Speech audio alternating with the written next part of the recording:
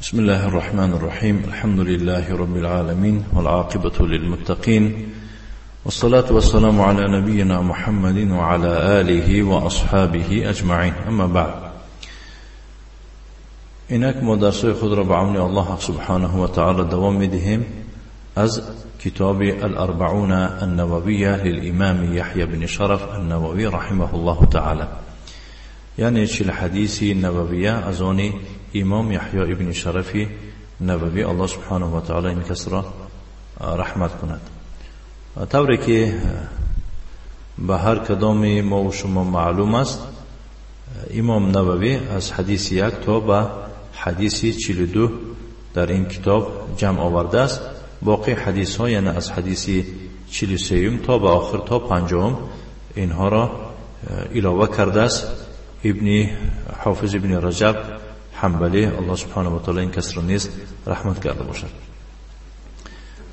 بنابراین درس امروزی ما به عون الله سبحانه و تعالی تحت حدیث 48 آغاز می‌یابد. شیخ ابن رجب رحمه الله تعالی فرموده است که الحديث الثامن والأربعون، یعنی حدیث 48.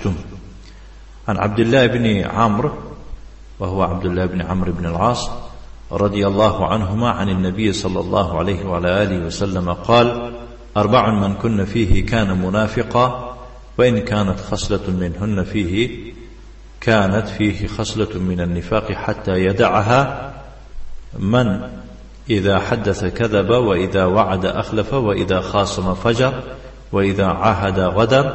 خرجه البخاري ومسلم.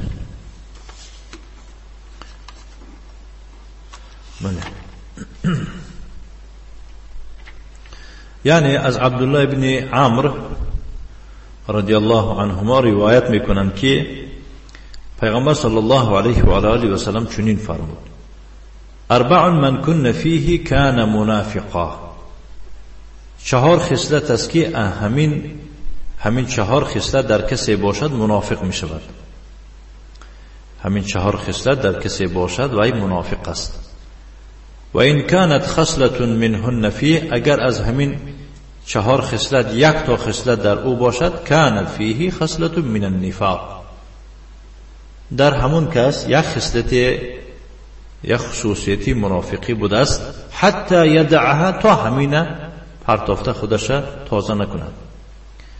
یکی از همون 4 خصلت های منافقی: من اذا حدث کذب، کسی که چون گپ زند دروغ میگوید. و اذا اوعد اخلف، در بعضی جا وعده اومده است، وعده اوعده میشه. خب وعده کرده باشد وعده را خلاف میکند به عذر.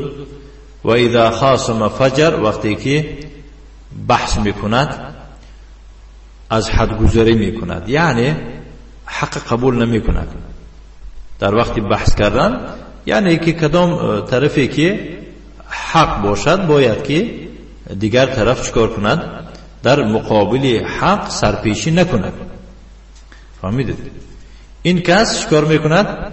حیله و نیرنگ کرده حق قبول نمیکند، چون این کس را فاجر میگویند.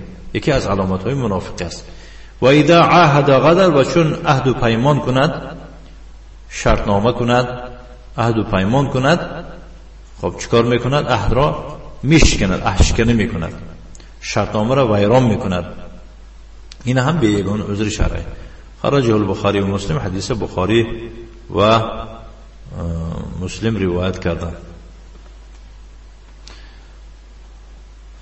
ابن رجب تحت همین حدیث گفته است که و اصول النفاق هذا ترجع الى الخصال المذكورة في هذه الاحاديث، یعنی که اصل منافقی به همین خصلت‌های در حدیث ذکر شدگی برمیگردد.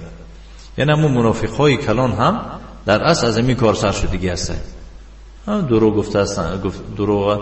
گفتن گرفته است، وعده را خلاف کردن گرفته است، در وقت بحث و نزاع حق پایمال کرده است، و وقتی عهد و پیمان انده بستگینده چیکار کرده است؟ اشکنه کرده. به همین قطعی یعنی که اینها ریشه دوانده منافقی خالص شده است، منافقی تیار شده است. از الله سبحانه و تعالی مسئله داریم که هر کدام ما و شما را از این خصلت‌های منافقه خود پاکیزه گردانده باشد. نکتفی و صلی الله و سلم على نبینا محمد و على آله و اصحابه و سلم تسلیما مزیدا والحمد لله رب العالمین.